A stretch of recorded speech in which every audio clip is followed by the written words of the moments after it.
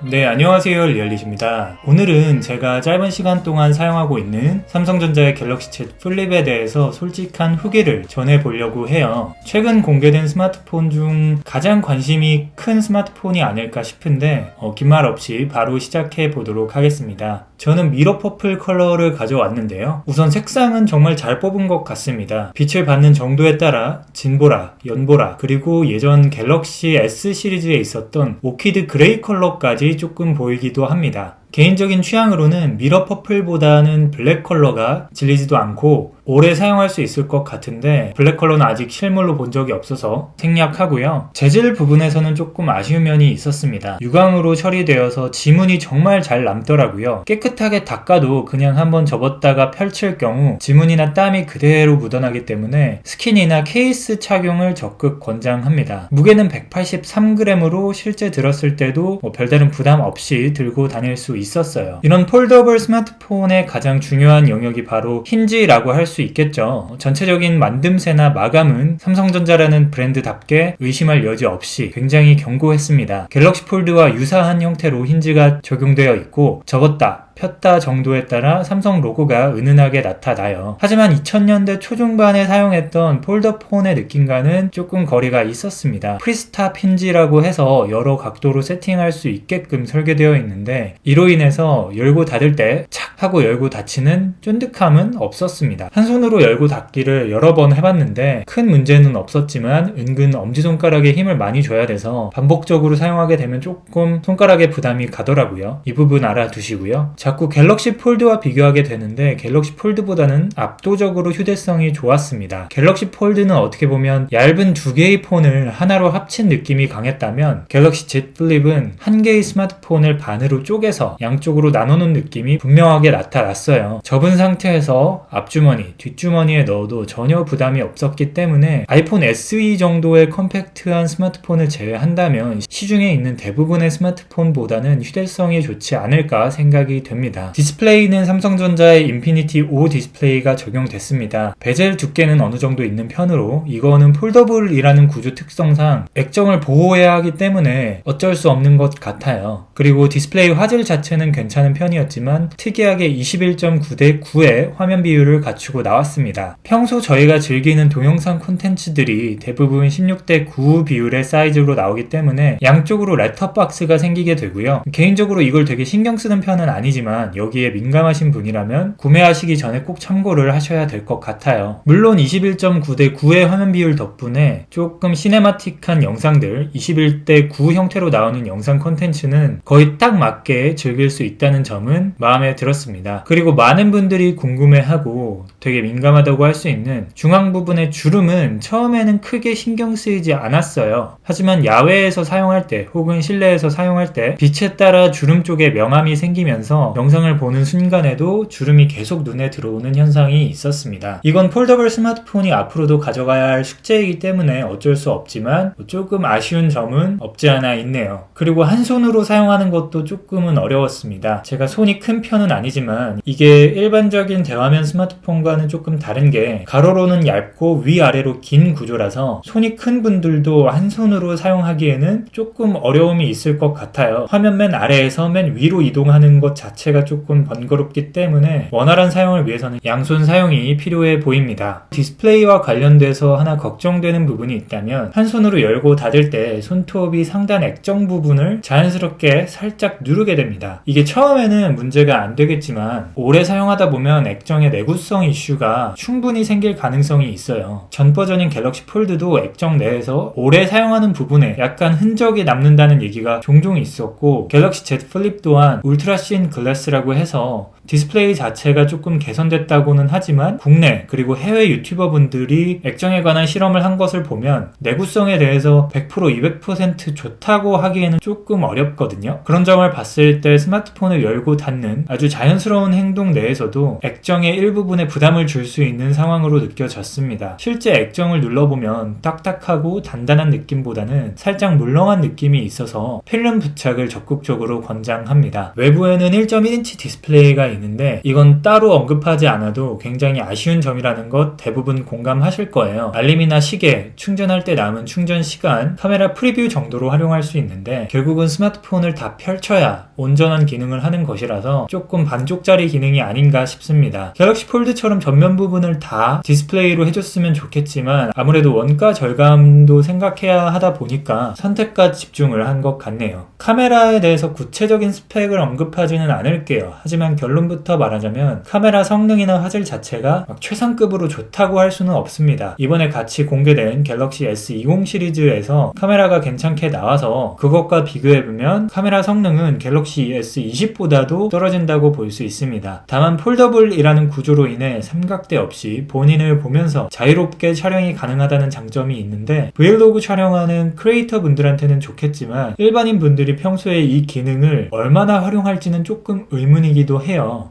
이거에 대한 활용도는 결국 사용자의 몫이긴 하겠죠. 그리고 고가의 제품이다 보니 당연히 스테레오 스피커가 들어갔겠지 생각을 했는데 놀랍게도 모노 스피커가 들어갔습니다. 이건 아쉬운 걸 넘어서 조금 실망스러운 부분이기도 해요. 일단 한쪽에만 스피커가 있다 보니 소리 자체의 밸런스가 맞지 않기도 하고 갤럭시 Z 플립을 양쪽으로 잡고 보게 되면 스피커를 자연스럽게 가리게 되는데 그렇게 되면 소리도 막혀서 이 부분까지 신경 써야 한다는 게 굉장히 불편했습니다. 이게 보급형이나 중급형도 아니고 고가의 스마트폰인 만큼 적어도 스테레오 스피커는 넣어줬어야 하는 거 아닌가 싶네요. 마지막으로 그 외적인 요소에 대해서 조금 설명을 하면 지문인식은 우측에 있는 버튼을 통해 작동이 가능하고요. 배터리는 3300 정도로 역시 용량이 조금 아쉽긴 합니다. 그리고 방수방진도 지원이 안 되고 25W 고속 충전이 불가하고 15W까지만 지원한다는 점을 봤을 때 고속 충전 면에서도 플래그십이라고 하기에는 조금 부족함이 있고요. 제가 칩셋이나 램, 저장소 등 구체적인 스펙을 언급하지는 않았지만 종합적으로 그런 스펙과 카메라, 전반적인 하드웨어 성능을 봤을 때 결코 부족한 건 아니지만 갤럭시 20보다 약간 많이 부족하다는 점 알아두셨으면 좋겠네요. 제가 오랜 시간 동안 갤럭시 Z 플립을 사용하면서 느낀 점은 아니었지만 짧은 시간 내에 제가 느꼈던 점들을 조금 풀어서 정리를 해봤는데요. 삼성전자에서 두 번째로 선보인 폴더블 스마트폰이고 특히 이번에는 톰 브라운 에디션도 같이 나와서 많은 분들이 평소보다 좀 더 큰 관심을 갖고 있는 것 같은데 165만원이라는 가격을 생각해보면 이 정도 스펙을 이 정도 가격을 주고 구매를 할 가치가 있을까에 대해서는 조금 의문이 남습니다. 부족한 점이 좀 뚜렷하게 보이다 보니까 개선사항이 많이 필요해 보여서 개인적으로는 추후에 조금 더 완성도 있는 모델이 조금 더 합리적인 가격에 나온다면 그때 구매하는 것도 나쁘지 않다라고 생각합니다. 이번 영상 도움이 되셨다면 영상 좋아요와 채널 구독하기 해주시고 저는 다음에 또 다른 영상으로 찾아뵙도록 하겠습니다. 시청해주셔서 감사합니다.